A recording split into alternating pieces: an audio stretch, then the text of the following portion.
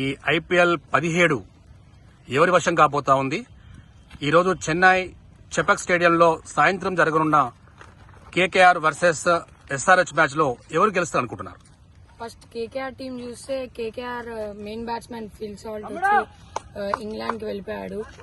అయితే opening batsmen Gurbaz ఇంకా నరేన్ ఎక్కుతారు. నరేన్ అయితే చాలా మంచి ఫామ్ లో ఉన్నాడు.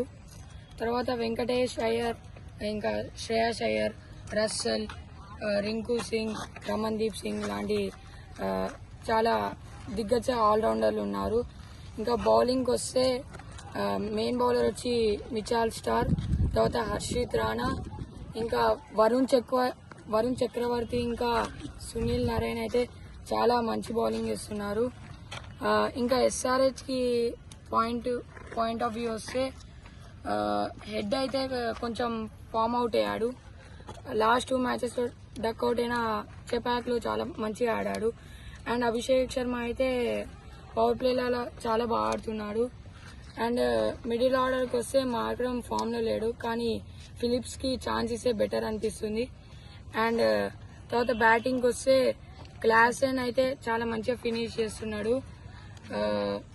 ఇంకా బౌలింగ్కి వస్తే నటరాజన్ అయితే ఎస్ఆర్హెచ్కి చాలా మంచిగా బౌలింగ్ చేస్తున్నాడు.